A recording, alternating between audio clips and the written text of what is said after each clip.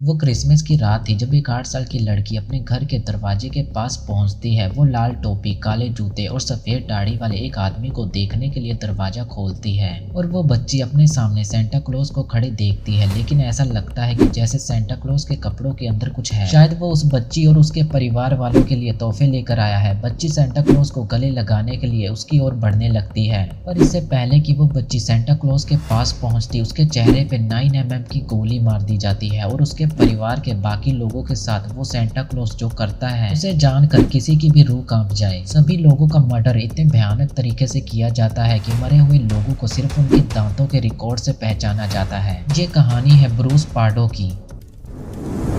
1963 California में Bruce Jeffrey Pardo का जन्म होता है। ब्रूस के पिता एक कॉलेज में प्रोफेसर थे। हाई स्कूल में ब्रूस मैथ और साइंस में काफी ज्यादा होशियार था, इसलिए जब हाई स्कूल के बाद उसको सब्जेक्ट चुनने का समय आता है तो वो कंप्यूटर साइंस लेने का फैसला करता है। कॉलेज पूरा होने के बाद ब्रूस JPL नाम की एक कंपनी में सॉफ्टवेयर इंजीनियर की नौकरी पाता है। ब्रूस को उसी कंपनी में काम करने वाली एक लड़की से प्यार होता है और काफी समय तक दोनों में नैन मटक्का चलता रहता है। वो लड़की ब्रूस को अक्सर शादी के लिए कहती थी, पर ब्रूस इस बात को टालता रहता था। पर उस लड़की के फोर्स करने पे ब्रूस शादी करने के लिए हाँ कर देता है। लेकिन जिस दिन शादी होने वाली होती है ब्रूस गायब हो जाता है। वो शादी को बीच में ही छोड़कर भाग जाता है और वो वुडलैंड हिल्स में जाकर रहने लगता है। इससे तो यही पता चलता है कि ब्रूस उस लड़की से शादी करना ही नहीं चाहता था। वो बस उस लड़की के साथ लिविंग रिलेशनशिप में रहना चाहता था। वुडलैंड हिल्स में रहते हुए 2001 में उसको एलन नाम की एक महिला से प्यार होता है, जिसका 13 मंथ का एक बच्चा होता है। ब्रूस एलन के साथ ही रहने लगता है। हालांकि ब्रूस को एलन के बच्चे की कोई फिक्र नहीं होती। वो उसको एक पिता की तरह प्यार और उसकी देखभाल नहीं करता।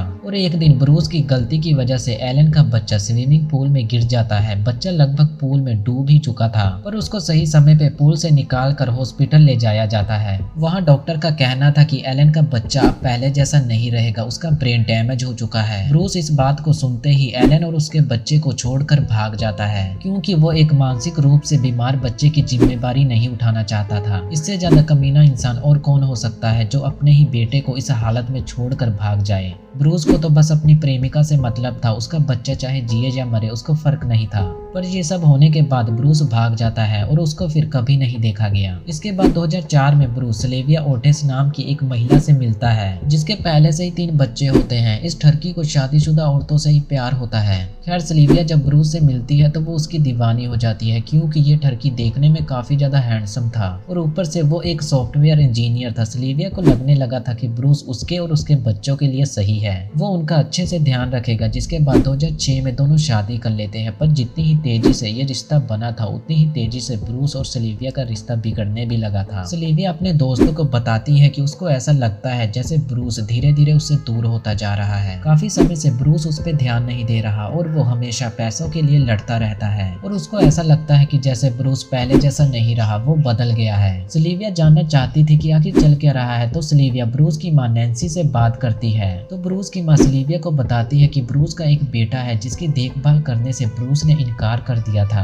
और वो अपनी वाइफ और बेटे को छोड़कर भाग आया था। ये सुनकर सिल्विया मानो जैसे टूट ही गई, क्योंकि उसको नहीं पता था कि ब्रूस पहले से ही एक पिता है जिसका एक बेटा है। इसके बाद ब्रूस और सिल्विया में और भी ज्यादा लड़ाई झगड़े होने लगे और आखिर में सिल्विया ने ब्रूस से तलाक लेने के लिए कोर्ट में अपील की। कोर्ट ब्रूस को $1800 हर मंथ सिल्विया को देने का आदेश देता है। ब्रूस जहाँ काम किया करता था वो वहाँ भी टाइम पे नहीं पहुँचता था और अपना काम सही तरीके से नहीं करता था, जिसके बाद उसको जॉब से निकाल दिया जाता है। ब्रूस को ऐसा लगने लगा था कि सिल्विया की वजह से उसने अपना सब कुछ खो दिया और वो अब सिल्विया से बदला लेना चाहता है, जिसके लिए वो 5 वेपन्स खरीदता है। अक्टूबर 2008 में वो इन सभी वेपन्स को साथ लेकर अपने एक पुराने लंगोटिया यार से मिलने जाता है, जहाँ वो 16 हैंडगन खरीदता है और वो वहाँ से वापस कैलिफोर्निया आ जाता है। इसके बाद वो एक शॉप पे जाता है जहाँ वो एक सेंटा क्लॉज की पोशाक खरीदता है और वहीं 20 दिसंबर को कोर्ट ब्रूस को अपनी पत्नी को तलाक और $10,000 के चेक पे साइन करने का आदेश देता है। ब्रूस उस चेक पे साइन तो कर देता है, पर वो ये अच्छे से जानता था कि सिल्विया इस चेक को लेने के लिए जिंदा नहीं रहेगी। कुछ दिनों बाद ही एक नीले रंग की कार सिल्विया के घर के बाहर आती है, जिसमें से एक आदमी बाहर निकलता है और उस आदमी ने सेंटा क्लॉज जैसे कपड़े पहने हुए होते हैं और वो सिल्विया के घर का दरवाजा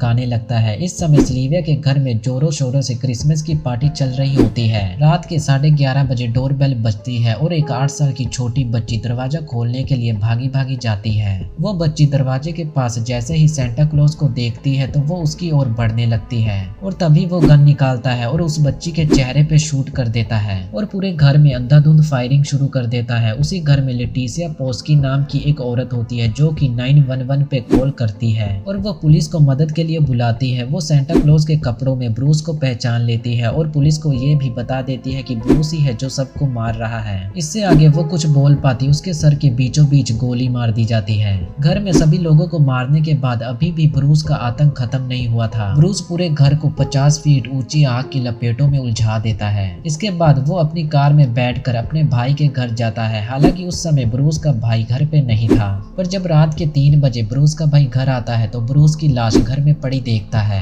ब्रूस खुद के सर पे ही गोली मारकर आत्महत्या कर लेता है। जब पुलिस वहां आती है तो वो ब्रूस की लाश को देखती है और उसके पास से एक गन पाई जाती है। जब पुलिस ब्रूस की कार की तलाशी लेने जाती है, वही कार जिस कार को ब्रूस सिल्विया के घर लेकर गया था। पुलिस जैसे ही कार का दरवाजा खोलती है तो वो कार गोला बारूद से भरी हुई होती है, पर पुलिस को नहीं पता था कि ये एक ट्रैप है। पुलिस जैसे ही उस कार में पड़े एक कपड़े को उठाने लगती है तो उस कार में एक जोरदार धमाका होता है और सारे सबूत जलकर राख हो जाते हैं। हालांकि पुलिस को ये पता था कि सिल्विया और उसके परिवार के बाकी लोगों को मारने वाला ब्रूस ही था।